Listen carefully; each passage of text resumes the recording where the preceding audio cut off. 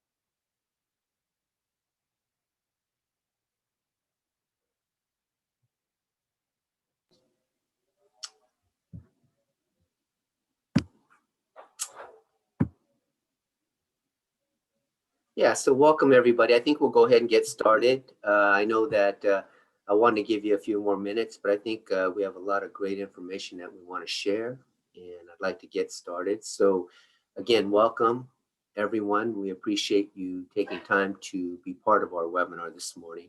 My name again is Glenn Fuji, and I am the Project Director for the MBDA CARES Act. And what I wanted to share with you is that we also partner with the California Asian Chamber of Commerce, and we are part of the Asian Chamber of Commerce team. I wanted to also let all of you know that we are partnering with the Southwest Regional Business Resource Transportation Center, SBTRC, and we are grateful for their support and wanted to let you know that the MBDA, the Minority Business Development Agency, is the only federal agency dedicated to the growth and global competitiveness of minority business enterprises. And as part of the provisions under the CARES Act, MBDA has dedicated several centers to support all the businesses impacted by COVID-19. And I just want to let you know today we have a treat. We'll introduce and educate you on how to leverage your e-commerce opportunities to transform and grow your business, learn best practices on getting started, and with your operation skills and technology and typical e-commerce pitfalls to avoid during the pandemic. We feel this is very important as we transform to this digital world and during this pandemic, that we feel it's important for all of you to be aware and get educated on all of these different features. So before I move on, I want to welcome and introduce Cassie, and I'll leave it to you.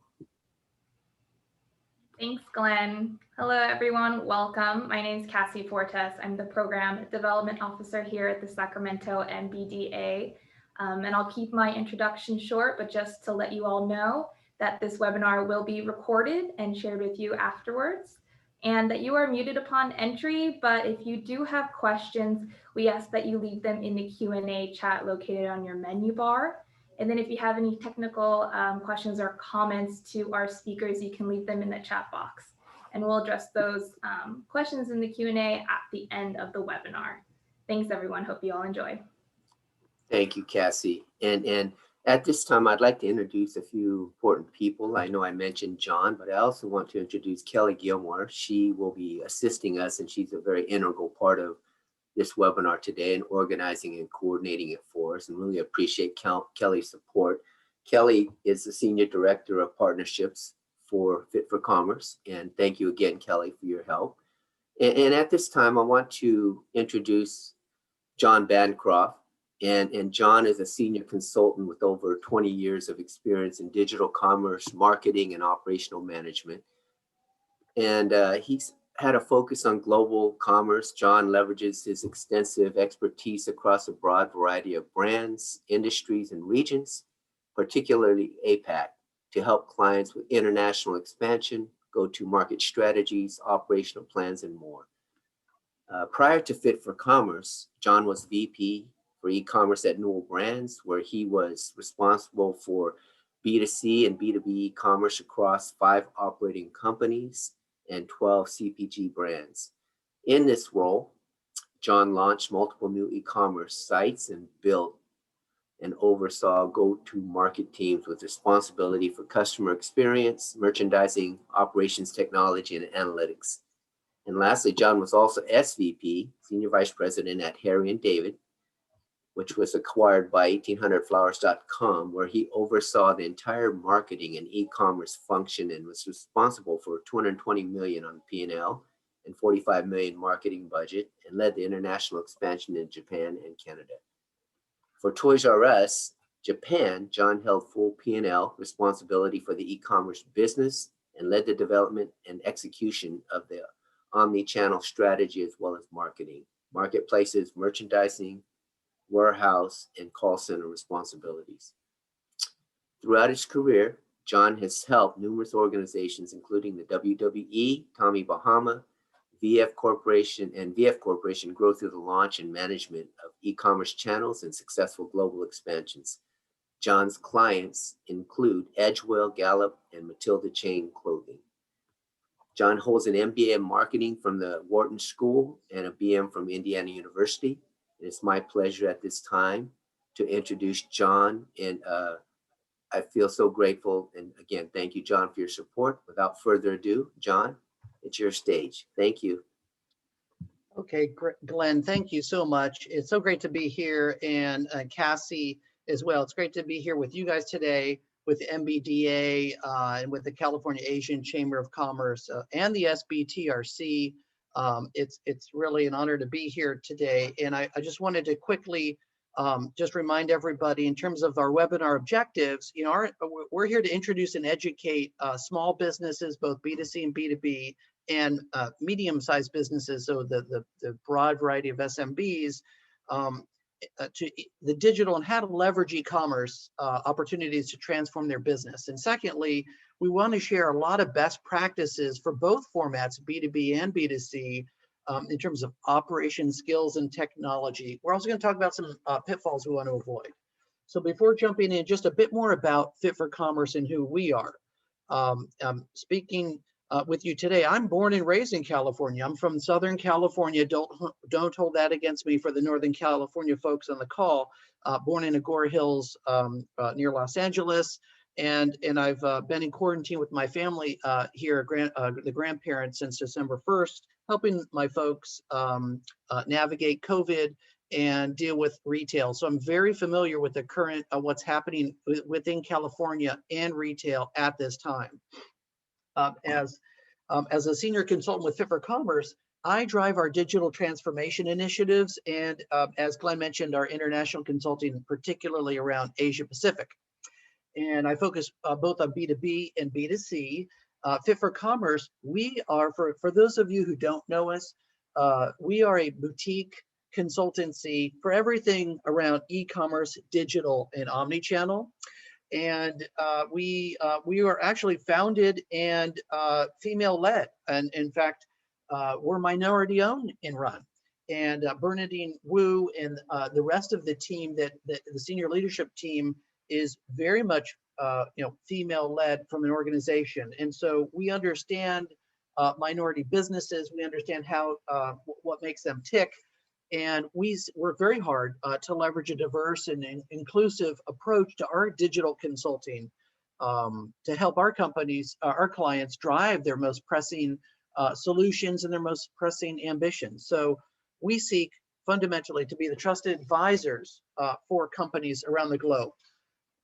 Cassie, let's go to the next slide, which is what do we really focus on? We have an innovation office, a digital diligence office, and we also host the NRF FitForCommerce Omnichannel Retail Index. We will be drawing from our insights and experiences from these three areas in the firm in our presentation today.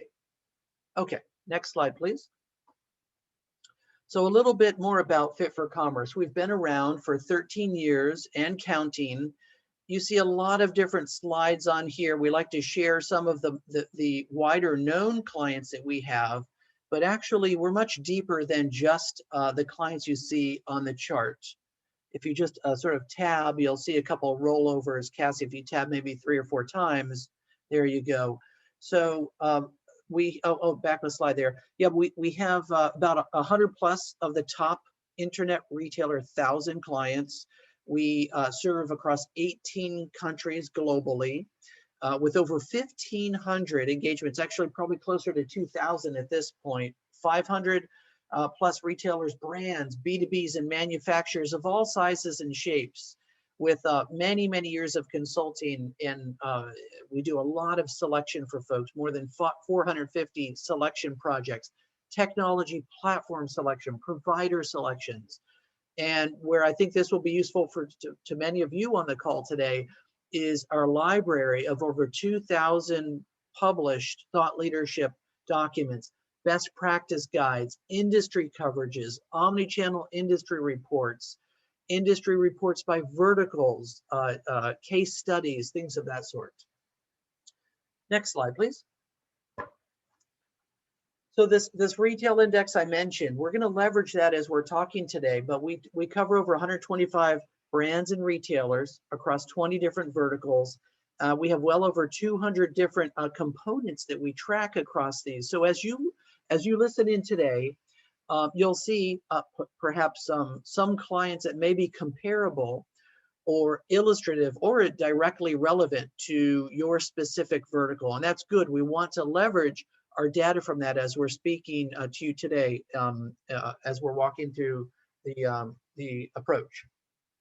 So next slide, please. So the agenda, we have good news. We have some focus that we want to have specifically and go from there. So we're going to talk about some of the good news out there. We're also going to talk about tech and operations. We're going to dig deeper into navigation and core search, dig deeper into engagement, as well as explore some best practices that you can use today for checkout. So one of our objectives is to share some research, to share what some things you can do today, but also share some perspectives that you can take back with you about things to think about, things you can take home to your team, large or small, and then areas that you can follow up on to help build out your digital presence. So, what is the good news? The good news, let's go ahead and get started and talk about that. Next slide, please. Okay, so why do we need digital? Well, let's talk about some good news. I mean, there are some obvious areas out there that many of you may be aware of, and many of you may not live every day of your life in digital. But there is, humorously, as this slide portrays, there is a lot of good news out there, actually. And so to borrow humorously, from this hit indie film that many of you may know, Napoleon Dynamite, the consumer is there. You need to be there too. Increasingly, whether your customer is a B2C or a B2B consumer, they are increasingly at an astounding rate leveraging digital for learning about the business, finding the right folks and getting to know their companies, understanding products and experiences, or just engaging in your brand or product service offering. And that transcends most verticals. In fact, digital e-commerce, digital presence, digital maturity, it's more important than ever. And its importance is increasing at an accelerating rate. So think about this. At the start of the pandemic, e-commerce grew in the first 8 weeks 10%. It took the prior 10 years to grow 10%. And think about that. That level of acceleration has absolutely exploded and has been maintained consistently through COVID, even through to today. The acceleration is continuing, and we see very few signs of e-commerce slowing down across B2C or B2B. It continues to accelerate at an accelerating rate in terms of adoption and usage. Previously, what I'm trying to get at with this good news here and why you need digital, previously, digital may have been an option for some of you, or it may have been on your watch list. But now your customers simply require it, period. And let's go deeper into that before we dig into the components that I spoke of earlier.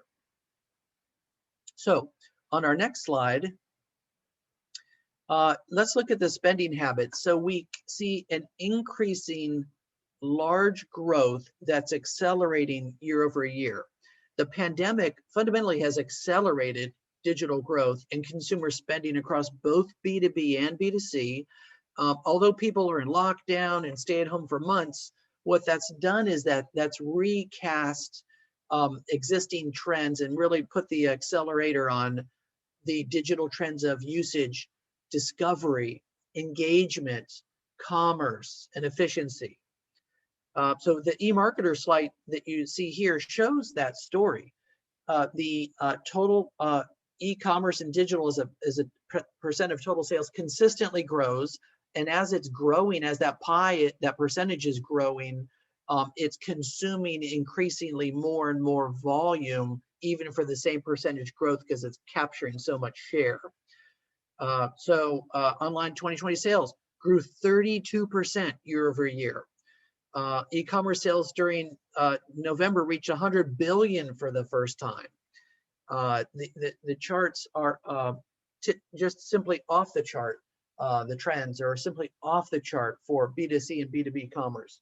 The pandemic continues to inflict a staggering comp performance, and in many cases, what you see is in non-digital environments. I think many of you on the phone today and the webinar know this. Some of your comps are down 80, even 90% in your vertical, but online, they're up 300, 400%. Next slide. So that leads us to the good news. The good news is there is a lot of activity still happening out there, despite all the gloom and doom that we're all well aware of out in the market. And why? Because really it's raining customers in digital. And you see that Google just published that support, the support for local businesses, that search term alone, plus its ancillary ones around it, grew 20,000% last year, obviously because of the major trends we're looking at. And there's more data that supports that too. And you see that in this slide. Buy local, look local. Your local presence, your digital presence is more important now than it was a year ago.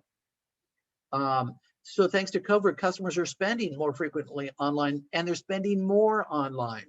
A whopping 10% of all USA customers are first-time buyers online this year, which that's never happened.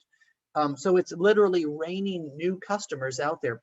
Even in B2B, folks are leveraging digital online more than they have before. 37% of customers expect to spend more online, and virtually anybody who has any money to spend across any demographic category, 18 to 65, is spending more.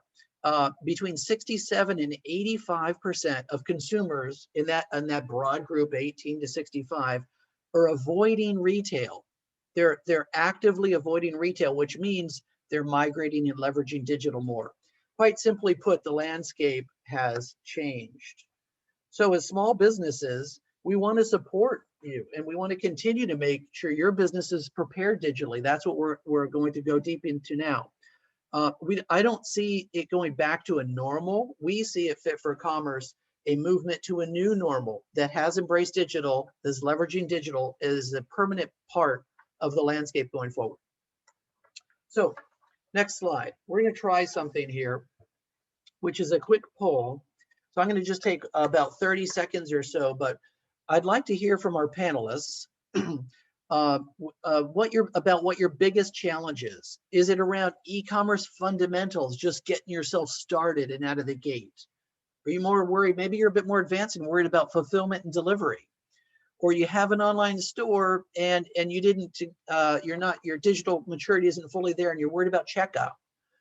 Or are you simply trying to establish and grow a digital presence?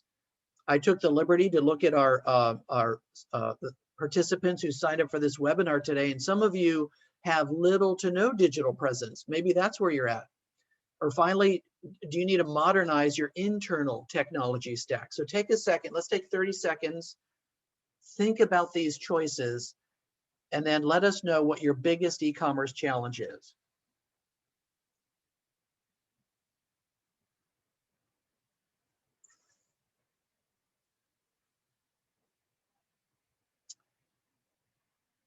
Okay, a couple more seconds.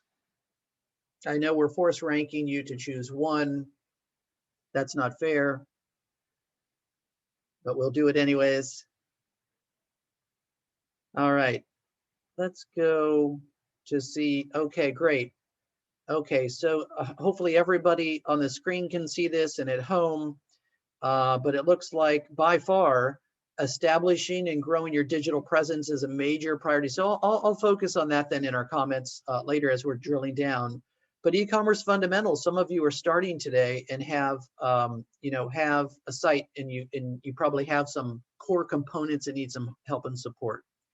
The modernizing your stack is important. Some of you may have some bigger businesses, but they may not be ready or ripe to layer on a digital experience that's appropriate for this this modern marketplace.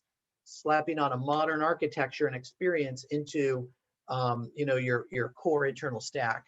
We can address that a little bit too. Okay, so next slide. So let's break this down. Let's go a little deeper now and talk about tech, search, engagement, and checkout. I'll address that towards digital presence primarily based on our audience, and then you guys can leverage that at home. If I'm missing a point, ask a question, text a question, and we will also have a breakout session after this webinar at a different time where whereby we'll be available for an hour or so to talk with you about specific questions or areas you might want to go deeper or learn more about. So let's get into technology and operations on our next slide. And many businesses, both big and small, have operational issues. Anything from inventory and supply chain to getting your goods to quickly into people's hands. It can feel overwhelming. There are large components to deal with. And with small businesses, that's tough. So let's talk about that and get that foundation in place. If you want to go to the next slide. So at Fit4Commerce, we start by reviewing the foundation, the people, the platform, the processes, to make sure that from a technology standpoint is going to support what your goals are. First, people. If you don't have the right people, talent, or skills internally, leverage someone who has that experience, who you can rely on to get you started, to put an economical, realistic plan and roadmap in place for you. Processes. Things have to work in a certain order. They have to sit on top of your systems, and those processes need to work across the people. So focus on those people and processes to get that in place. Technology as well. You need the right tools with the right features. Many of you, of course, you might love some of the major brands and technologies that are out there, but there are oftentimes very affordable, agile, flexible ways to get your digital presence up and started and running without large investments. So we can work with you to help you do that. So in the next slide here, if you want to change to the next slide, in terms of people and process and inventory visibility, there's some important things here. So if something's not available, if the tree is not heard in the forest, it's not heard.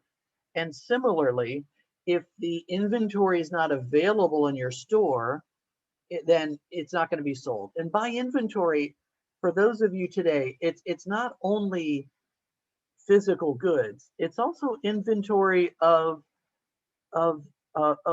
inventory of your key folks in a B2B, your key salespeople, availabilities of people. It's availability of your time, of your key resources to secure B2B clients and to start businesses and to start contracts and proposals and pitches. So it's not only in-store actual physical good inventory, but that inventory is important. And so to this point, recently, we had an SMB who had thousands of SKUs across several websites, but their inventory management system didn't connect, so they couldn't cross-sell that inventory across the websites. So we identified the gap and put in an affordable system that could help them grow and increase their sales by 10%. They also saved on their cost because they didn't have of capital tied up in inventory that wasn't selling and selling through. So it was a win-win from that standpoint. Another one of our clients leveraged an updated store finder for their inventory, so we could connect people who were looking to their stores. And we made it easy for them to find the stores that had the inventory that they could then buy. And yet other clients in the B2B space simply needed better visibility to leverage the net, to leverage content, to leverage the right affordable tools to help interested parties connect with them to start their RFP process, their RFI process, their RFP process, and eventually sign up to do work. So it was more of an inventory biz dev type of approach, client acquisition, account-based marketing approach. Next slide.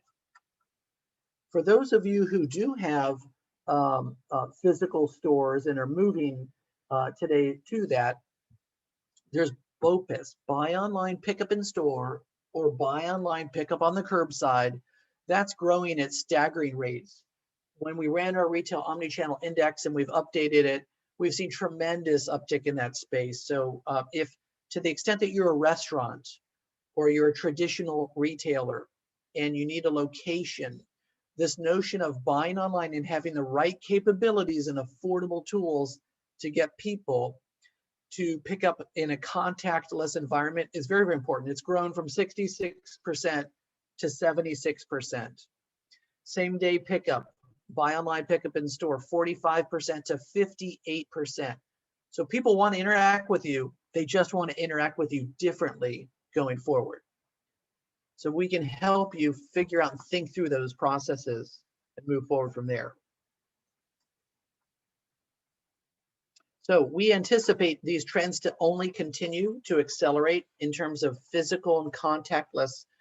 So the question you need to ask yourself is, in your own unique business model and your own unique vertical, how can you leverage digital to take advantage of people looking to engage and then also engage with you and ultimately buy, of course. So moving to some best practices on the next slide. BOPIS, curbside, best practices. 34% of retailers promote BOPIS online. So if you have an in-person buy online, pick up in store concept, you definitely want to get that front and center. It's a hot trend, as we just showed you. And that's based on our FitForCommerce omnichannel retail index data directly talking to the market. Leverage your inventory and data to promote product filters so you can filter by store or brand or concept. For the B2B folks on the line, maybe you're filtering by product type, salesperson, sales role or function, but get those filters out there, become relevant, use affordable ways to capture interested people in their customer journey. And for those of you who have multiple products to choose from, leverage recommendations, drive your average order value up higher. Recommendations and customer engagement, you'll see in a minute, drive significantly higher AOV and total revenue and margin dollars. And then clearly communicate to customers what they can expect and deliver on that. Only 34% of retailers include an FAQ section, which is pretty amazing to me. Even in a B2B context, people have, when you walk through your customer journey for your business, at every stage, the customer has specific questions relevant to that stage. And so if you can think through that or leverage professionals like ourselves to help you think through that, that will help you on your digital journey. So next, let's talk about search and navigation. So let's clarify the two. Search on the left side of your screen is when you're actually searching in a search box, leveraging structured data to come up with inputs and results to find. Whereas navigation is the information architecture, the way you're moving around through the web, the way you're navigating. So search and navigation are many of you attending today. I've looked at your site, and some of your findability, your search, your digital presence, your ability to get searched and found online is frankly could be improved a lot, which is probably why you're here today. So these things, having search engine friendly content that gets you found off of your website and having a search friendly functionality and content on your site to help people search and find things is a very important set of connection points that some of you just do not have today. So think about that as you're moving forward. And on the next slide, search can help you. On the next slide, 18% of local mobile searches today lead to a sale within the next day, a sale of product or an inquiry for B2B. 50% of local searches on mobile are leading visitors to a store within a day. If you have physical presence, you got to be there because that's where people are looking to find what they're looking for. We mentioned that 20,000 support increase on the lower right of the screen. You see that in green, but there's more data too. 1,000-fold increase on available near me, 3,000% increase in curbside pickup. So search, leveraging the content on the web, structuring that on your website so it can get searched by the big search engines, crawled, and then populated, and then leveraging your site content and experience and information architecture. They all work together to get leads, to get sales, to get business and engagement. Next. So this slide, search engine optimization, optimizing your content so it's easy to use and digest by robots out there on the web that scrape your site, collect that data, and put it in a structured format that can be spit out in the search engines. There's a whole cottage industry around search engine optimization that I don't have time to go into today for you, but you can download the list of best practices. You can see on the slide there, down the full list, and we'll have this available on the end of the webinar. But across those 2,000 documents and publications we've sent out over the years, there's a set of best practice guides for over 100 different areas that you can download this checklist for free that's there for you to help grow your business and your digital presence. So the summary though would be, leverage search engines, use targeted and relevant keywords. If you're in construction, think about those keywords, for example, that are important to you in the construction industry and the process, and get content up around that and get that search picked up on the search engines. Leverage that search engine content because it'll work for you so you don't have to pay directly for that over time. SEO is an effort. It's not free. You have to put a little bit of effort into it, but it will continue working for you as you plant the seeds of the content on your site. Next up. So many of you, small businesses, you do have limited budgets. I get that. And so you are probably the highest priority to focus on many of these digital options here. And so content, very important. You can do that on very low budget. Even larger companies who just want to be agile and test your way into this, you don't need a big budget for that. You can do that with minimal help or an internal small team. Site search is the same way. Average conversion rates of all shoppers is under 2%. But as you emphasize search and findability, it triples on the site. So you want to really connect these components as you're building out that site content and getting your site started or enhanced. There are modules out there for free or for low cost. If you go to the next page, we have an example of a module that's often used. It's a best practice, that is an auto suggest, auto complete feature that is now very common across website applications and platforms that you can use. There's many others, but that's become a table stake. And I don't see that on some of your websites today that I looked at. So easy option for you, easy recommendation to implement today. Next slide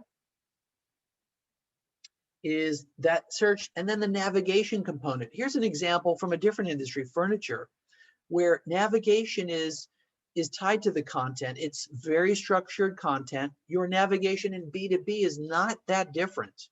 You have products, you have services, you have processes leading to help people get into that. You need a navigation that's easy for people to walk through for that approach.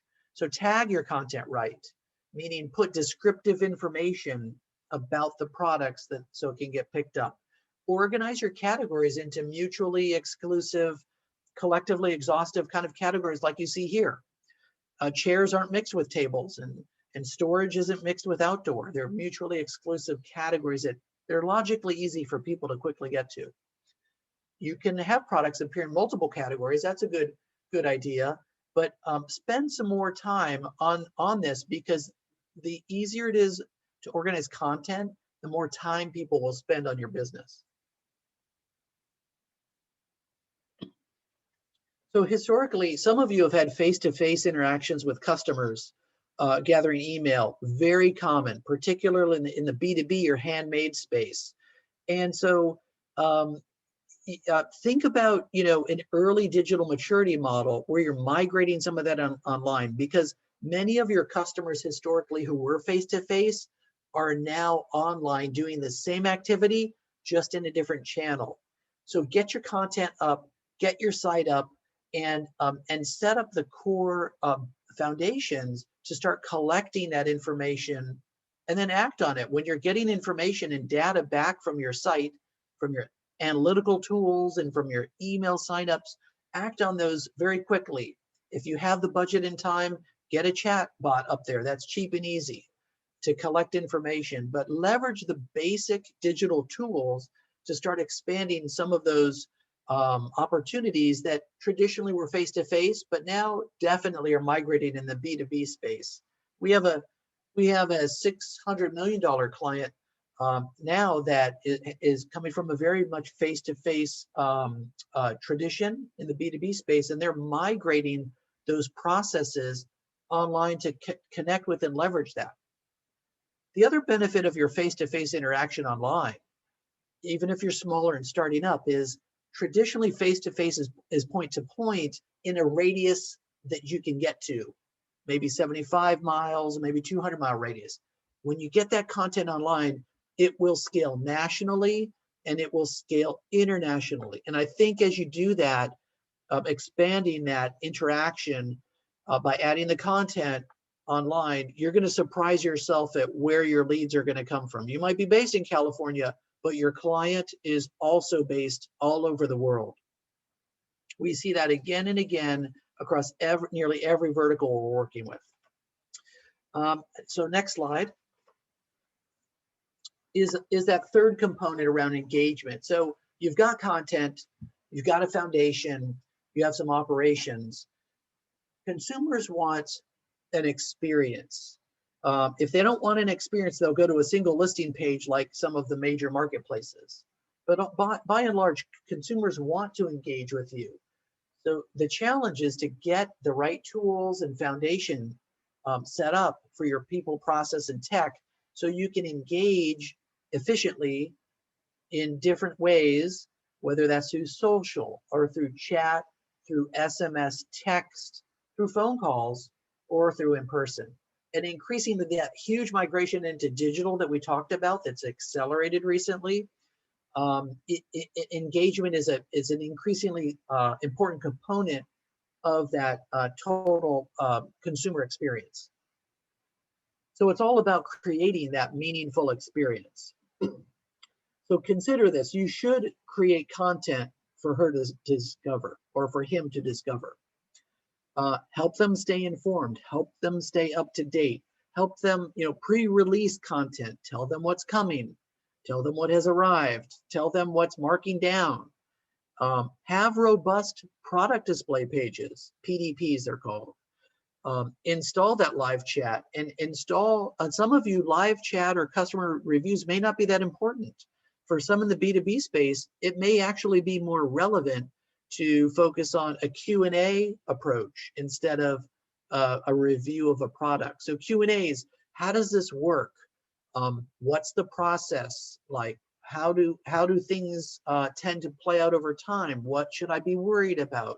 Q&As in some verticals, especially in in some of your B2B spaces, are probably going to be more important than a customer review. But in the engagement space, they definitely check off the box of engagement. So there are opportunities. Let's leverage some FitForCommerce data and research from our omnichannel retail index. And if you go to the next slide, there are opportunities to engage here. And let's look at the numbers. 31% offer filters based on ratings and reviews and category pages. 44% of folks out there providing ability to upload customer photos on the product detail page. And we're seeing best practices of leveraging consumer generated content, either through an Instagram feed to your site, or leveraging consumer generated content through Q&As. 34% provide user generated Q&A. I don't think I noticed any Q&A on the various participants who signed up for this webinar today. So these are best practices, and this content, as you get it linked into your strategy, also posts the content on the web. It ties back to SEO, which then gets scraped by the robots out there on Google and Microsoft, etc.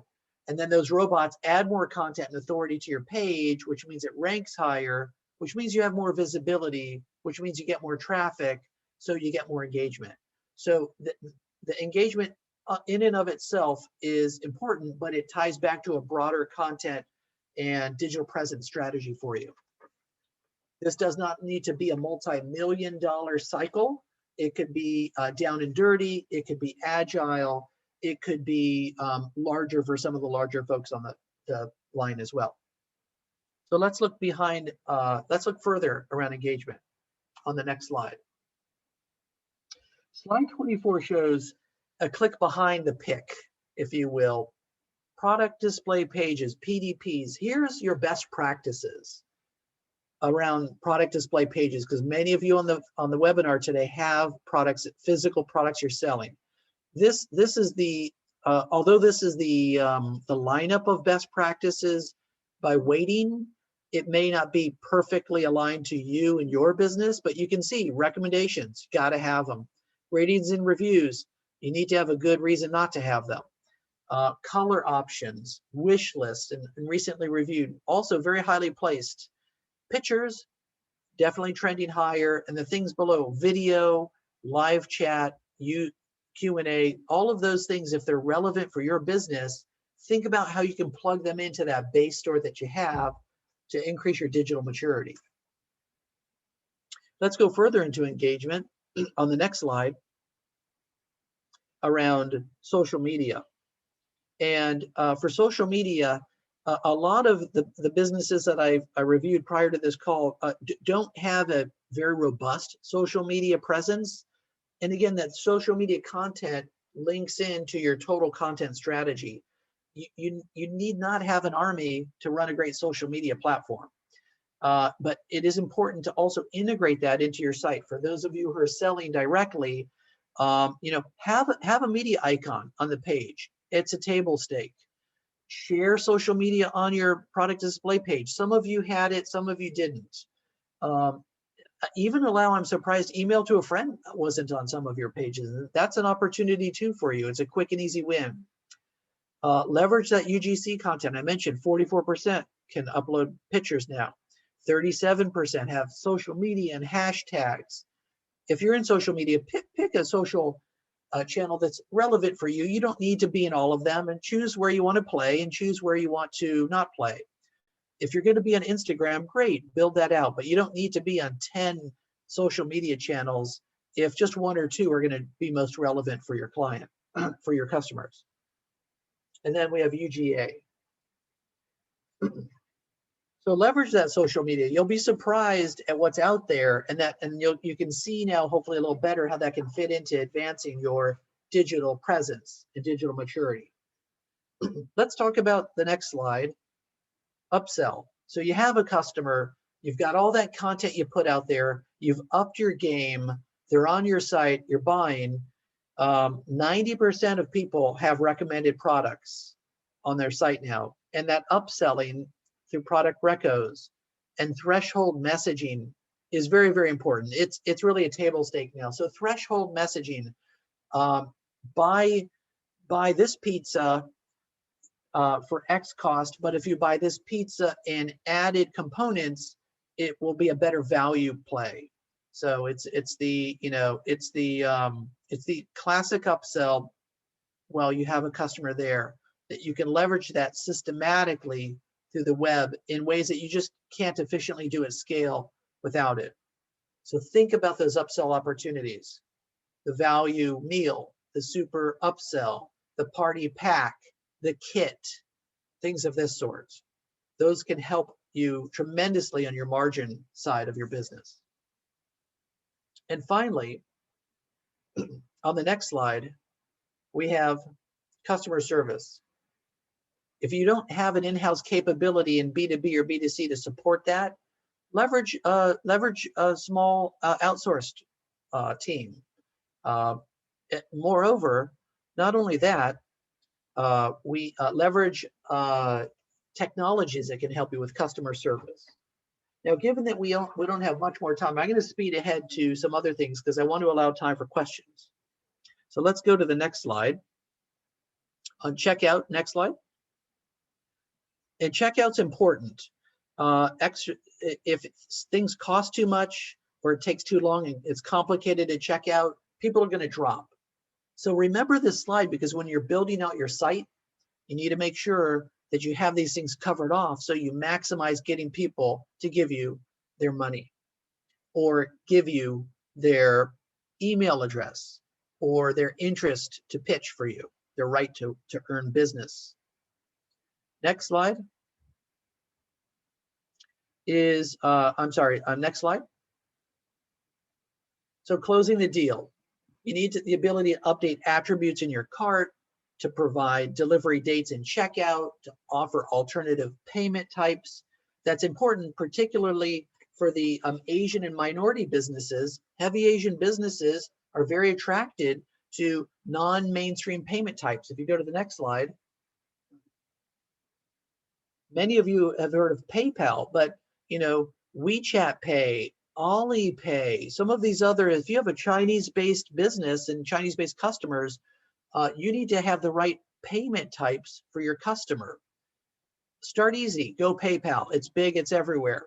Offer other payment methods, stretch out payment methods like Affirm or others, and go from there.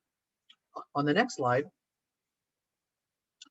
contactless payments we touched upon. If you can go to the next slide there. So checkout.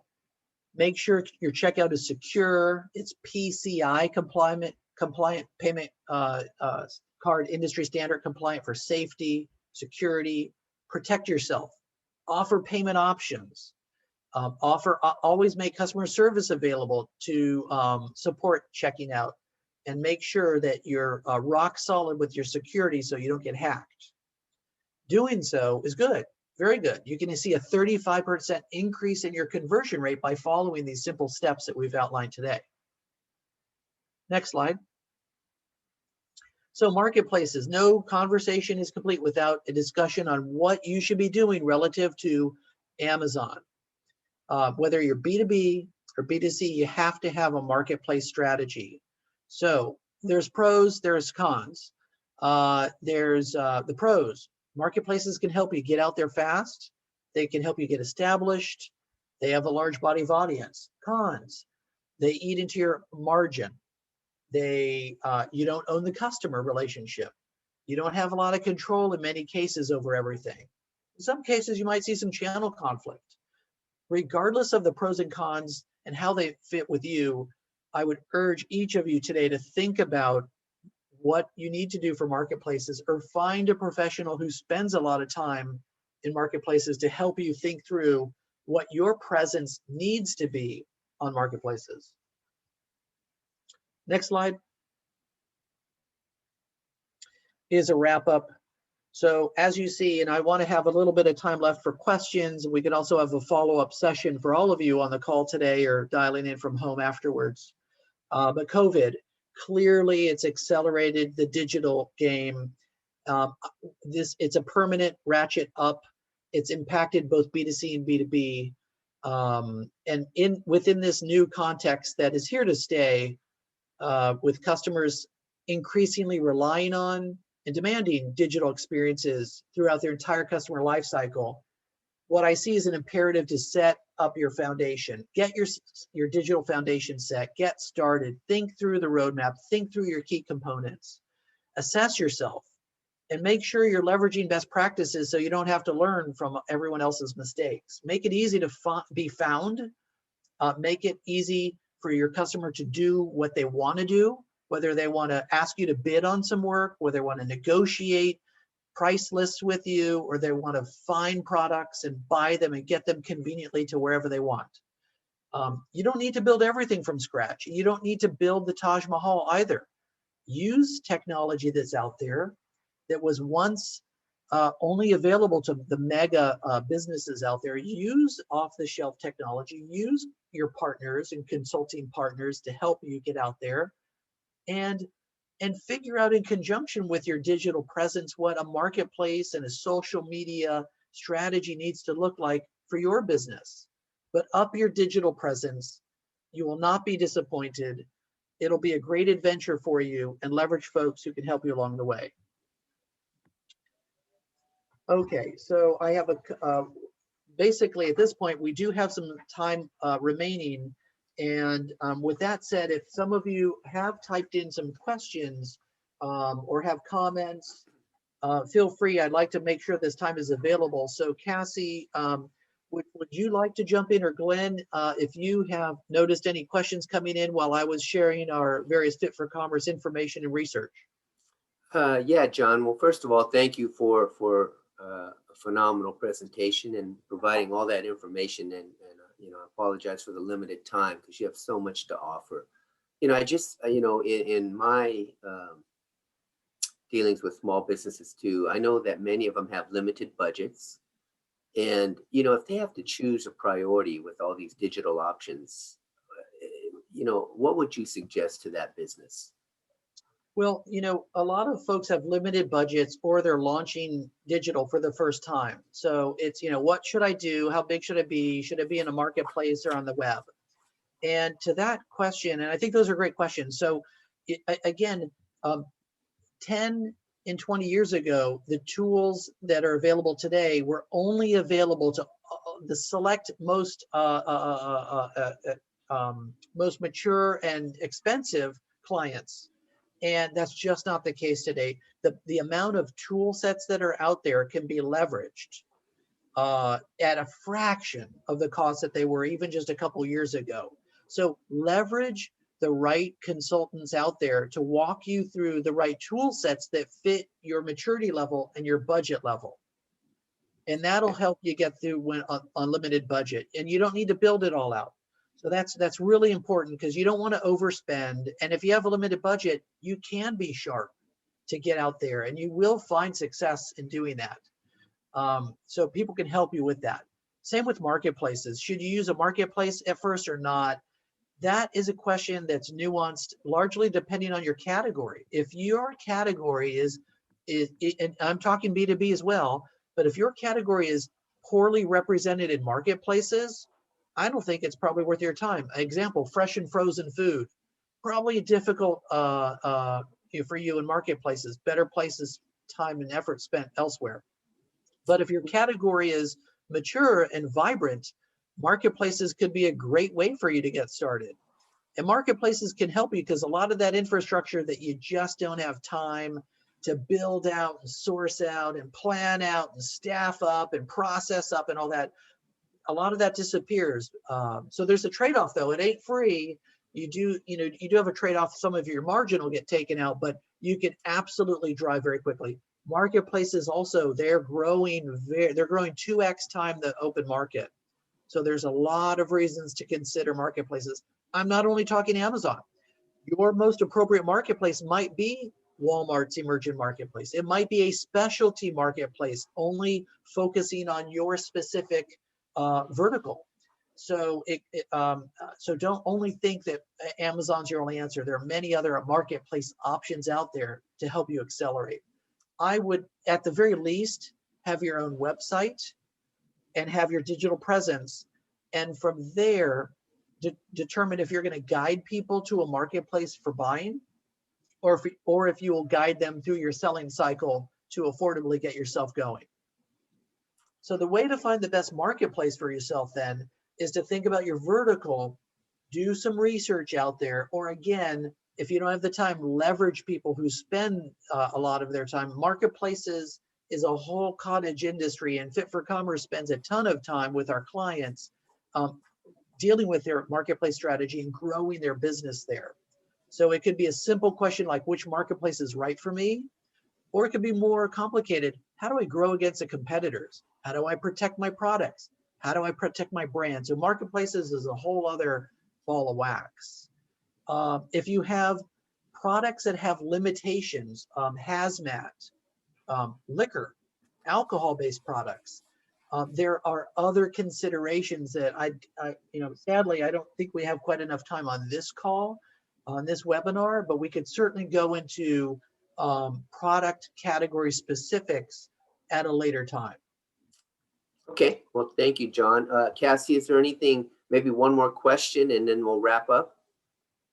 Sure. Well, I do see a question coming in, guys, on expanding your business internationally through global website support, through global initiatives. Absolutely.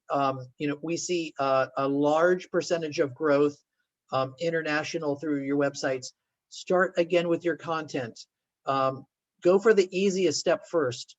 Our friends and neighbors next door in Canada are typically should be 10% of your total business. They're close, they're easy, they're linguistically and financially easy. They're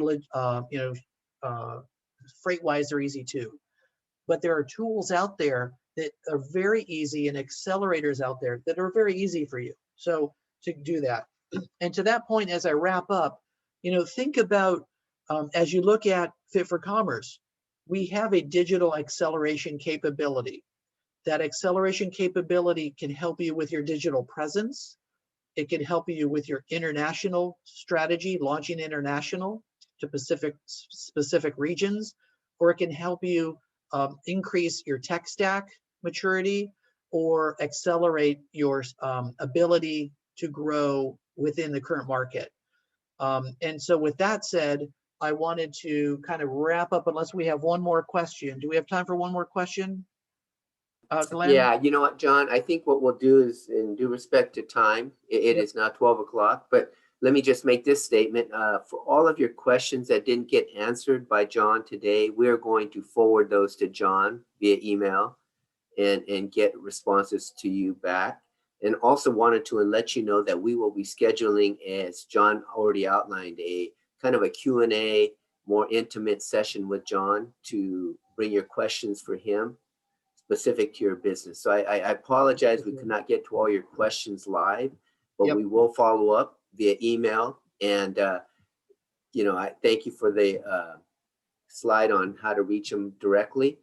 And we will be in contact with all of you to let you know when that Q&A session will be. But John, any last comments to wrap up? Yeah, really just a homework assignment. Think about your business, whether your format is B2B or B2C, US or international. Think about the questions you want, what you're really trying to solve for, and feel free. That's what we're here for as a minority and women-run business. We're here to help you as well. So get those questions assembled. Think about how you're wanting to structure and where your gaps might be, and throw some questions back at us. We're here to help. With that said, I just want to thank everyone for their time, and Glenn and Cassie and all of you, thank you for allowing us to be here today. Yeah, thank you so much, John. And thank you to all of you who participated today. And again, we will be sending out the slide deck and the recording to all of you. And again, thanks again for your time today, and be safe, and wish you the best with your e-commerce, your future operation. Thank you again. Thank you. Bye-bye.